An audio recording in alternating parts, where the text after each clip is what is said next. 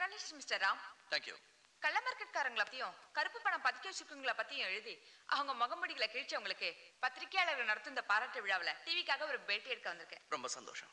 பொருளாதார சீர்கேடுகளை பத்தி புள்ளி விவரத்தோட எழுதி பல பெரிய மனுஷங்களோட பகைமையை சம்பாதிச்சுக்கிறீங்களே, இதனால உங்களுக்கு ஆபத்து வராதா? கண்டிப்பா வரும். ஆனா அதை பத்தி எனக்கு கவலை இல்லை. ஆபத்துகளை கண்டு பயப்படுறவனால எந்த ஒரு நல்ல காரியத்தையுமே செய்ய முடியாது. பொதுவாவே நம்ம நாட்டு ஜனங்களுக்கு நடக்கிறது நடக்கட்டும், நமக்கு எதுக்கு வம்பு அப்படிங்கிற ஒரு மனோபாவம் வளர்ந்து போயிடுச்சு. இந்த மனோபாவம் தான் சமுதாய சீர்கேடுகள் மலிஞ்சு போறதுக்கு காரணம். இது எப்படியாவது மாத்தியாகணும். உங்க ஒருத்தரால அதை மாத்த முடியுமா? கண்டிப்பா முடியாது.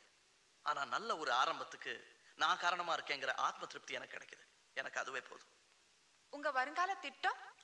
பொருளாதார மேம்பாட்டுக்காக அரசாங்கம் எவ்வளவோ நல்ல காரியங்களை செய்து பல நல்ல திட்டங்களை போடுது.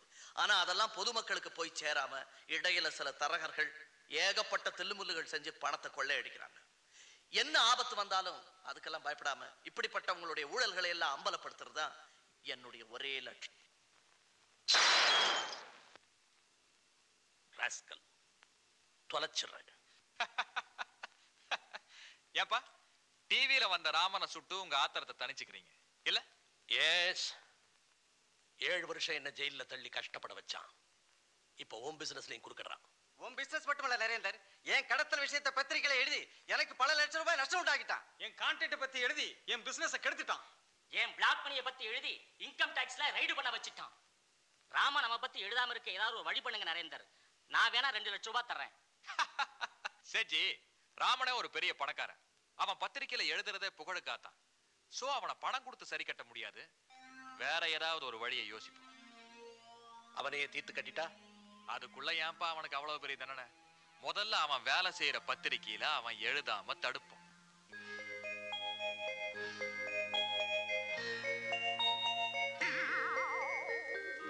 ஏண்டா டேய், வச்ச கண்ணு வாங்காம உன் சித்தப்பனையே பாத்துக்கிட்டு இருக்கிறியா? அது ஏன்?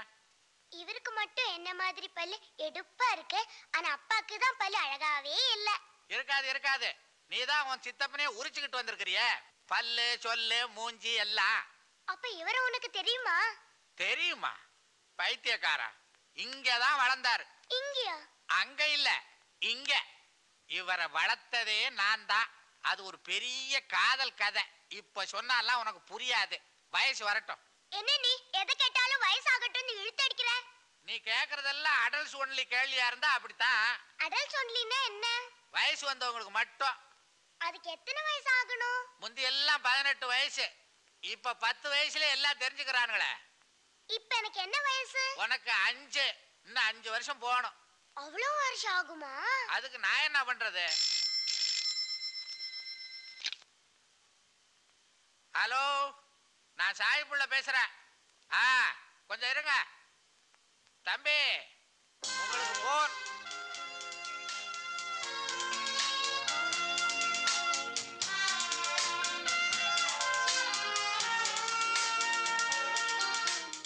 யாரு சாம்பிள்?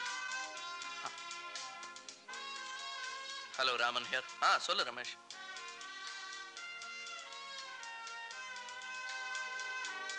நினைச்சேன் நரேந்திரன் பத்திரிகையை விலைக்கு வாங்கிட்டான். ஓகே, நான் பாத்துக்கிறேன். தேங்க்யூ ரமேஷ். சாம்பிள், நான் மத்தியானம் சாப்பாட்டுக்கு வர மாட்டேன். கொஞ்சம் இவனு அருண், இந்த சாமி பிள்ளை மத்தியானம் சாப்பிட மாட்டேன் அப்படி இப்படின்னு அடம் பிடிப்பாரு. நீ தான் கிட்ட இருந்து அவர் சாப்பிட வைக்கணும். ஓகே? கொஞ்சம் நில்லு. உன்கிட்ட ஒரு முக்கியமான விஷயம் சொல்லணும். என்ன? வேற வேற இந்த சாமி பிள்ளை சமையல சாப்பிட்டு எனக்கு போர் அடிச்சு போச்சு. பேசாம நீ 2ஆம் கல்யாணம் பண்ணிக்கோ. 2வது? இதெல்லாம் யாரா உனக்கு சொல்லி கொடுத்தது? நான் இல்ல, நான் இல்ல. நான் இல்லையாவது பூனை இல்லையாவது நீங்க தான் சொல்லி கொடுத்துருப்பீங்க. நான் இல்லைங்க. ஏன் சாமி பிள்ளை இப்படி பயப்படுறீங்க? ஆமான்னு சொன்ன தலையா வாங்கி போடுவாங்க. பாத்தீங்களா, இவ்வளவு செல்லம் கொடுத்து வச்சிருக்கீங்க. உங்களையே நீ வா போன்னு பேசுறான். 10 குறைக்கு பெரிய பெரிய விஷயங்கள்லாம் வேற சொல்லி கொடுத்து அவனுக்கு எடுக்கிறீங்க. நான் சொல்லி கொடுக்கலீங்க, அவன் தாங்க எனக்கு சொல்லி கொடுக்குறான். பேச்சு மாத்தாதீங்க. கல்யாண விஷயம் என்னாச்சு? இந்த பாருங்க, சும்மா அவர் மிரட்டாதீங்க. அவர் சின்ன பையன். உங்க அளவு அறிவு வளர்ச்சி அவர் கிடையாது. தவிர இப்ப உடனே கல்யாணம் செஞ்சுக்க முடியாது. நான் அவசர வேலையா வெளியே போயிட்டு இருக்கேன். நீங்க பொண்ணு பார்த்து வைங்க, வந்ததும் நான் கல்யாணம் பண்ணிக்கிறேன். வரட்டுங்களா? சரி. Yes, come in. வாங்க ஆசிரியரே. என்ன இந்த சீட்ல பார்த்த உடனே உங்களுக்கு கொஞ்சம் அதிர்ச்சியா இருக்கணுமே? இருக்கும். ராத்திரியோட ராத்திரியா நீங்க இந்த பத்திரிக்கை விலைக்கு வாங்கிட்டீங்கன்னு எனக்கு தெரியும். அது எதுக்காகங்கிறதும் எனக்கு தெரியும். ஆனா அந்த எண்ணம் நிறைவேறாது, அதுவும் எனக்கு தெரியும். ஏன்பா நிறைவேறாது? இனிமே உன்னோட ஒரு எழுத்து கூட இந்த பத்திரிக்கையில வராது. ரொம்ப அழகா சொன்னீங்க. இனிமே என்னுடைய ஒரு எழுத்து கூட இந்த பத்திரிக்கையில வராது. ஆனா வேற எந்த பத்திரிக்கையிலாவது வந்ததுன்னா உங்களால என்ன தடுக்க முடியும்? ஏன் முடியாது?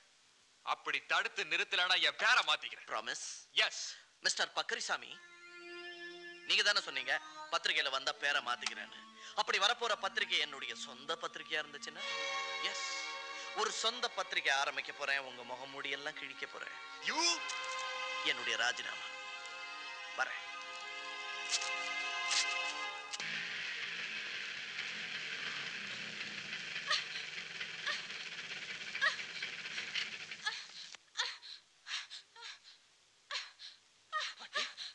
பாட்டி,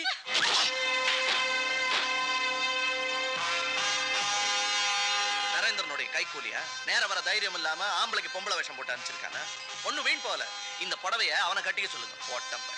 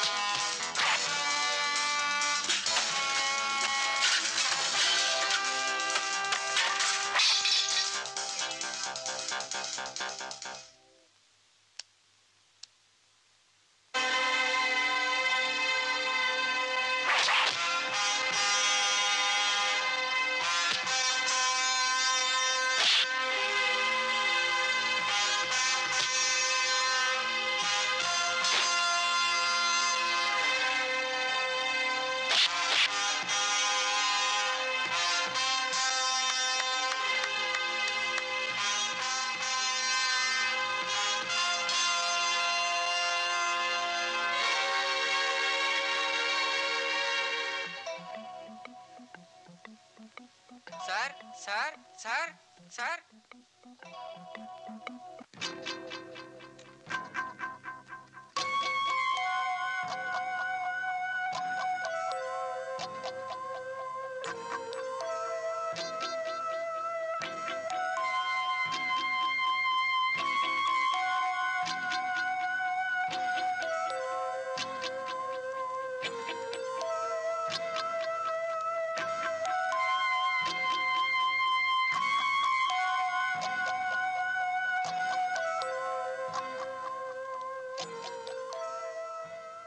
டாக்டர், தம்பிக்கு எப்படி இருக்கு?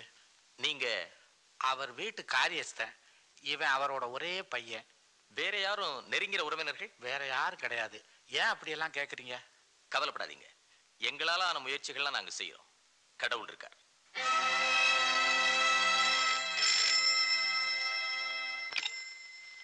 ஹலோ, டாக்டர் லக்ஷ்மணன் பேசுறேன். டாக்டர், நான் டெய்லி ரிப்போர்ட் பத்திரிகை நிருபர் பேசுறேன். மிஸ்டர் ராமனுக்கு உடம்பு எப்படி இருக்கு? ஐம் சாரி, ரொம்ப கிரிட்டிக்கலா தான் இருக்கு. இப்போ ஒன்றும் சொல்றதுக்கு இல்லை. கேட்கவே ரொம்ப வேதனையா இருக்கு டாக்டர். என்ன செய்யுது? அடிச்ச உடனே சாகல, பூரா மாதிரி துடி துடிச்சு சாகணும்னு தலையெழுத்து இருக்கு. என்ன செய்யறது?